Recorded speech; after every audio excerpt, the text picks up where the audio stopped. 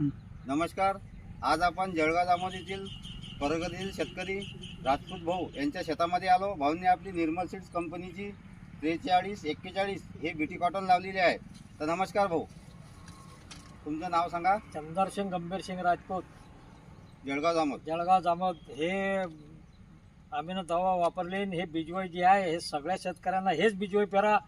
हा, तर तुम्ही आता हे जे निर्मल सीड्स कंपनीची कपाशी लावलेली आहे, या वर्षी आलेलं बीटी वाण, हा हा तर या वाणाबद्दल तुम्हाला काय, म्हणजे आता कपाशीचा आता कैरे आपण पाहतच आहोत, हा. तर या वाणाबद्दल तुम्हाला बाकी वाणाच्या तुलनेत काय चांगलं आहे ते तुम्ही आमच्या शेतकऱ्यांना सांगा. आम्ही ना 11 एकर पराठी लावली. यातून हा जो डब्बा पहिल्या नंबरचा आहे, एवढी पराठीचा माल कोण्याच डब्यात नाही.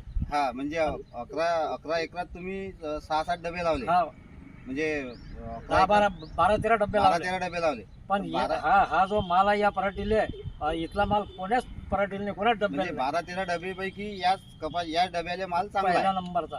तर आता तुम्ही पाहूनच राहिली की बा हे जवळजवळ कपाशा कैऱ्या लागलेल्या आहेत. हा, वरची याला- लाईनची लाईन कुठे याला तुम्ही कशाची फवारणी केली होती? हे आहे बा ते बेरिलॉन.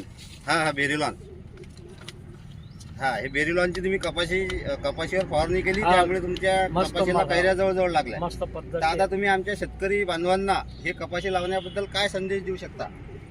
हे आम्ही संदेश देतो की हे सगळ्या जनतेनं हेच पराठी लावा, सर्वांनी हेच लावा, सगळ्यांना हेच लावा आणि हेच दवा वापरा. हेच दवा वापरा, बेरिलॉन. बिलकुल, तर सगळ्याचं भलं होईल. हे कंपनीला चांगली आहे या पराठीचं.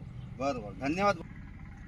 1 2 3 4 5 6 7 8 9 10 11 12 13 14 15 16 17 18 19 20 21 22 23 24 25 26 27 28 29 30 31 32 33 34 35 36 37 38 39 40 41 42 43 44 45 46 47 48 49 50 51 52 53 54 55 56 57 58 59 60 61 शिरायला उठून इकडं. हे राहिलं का?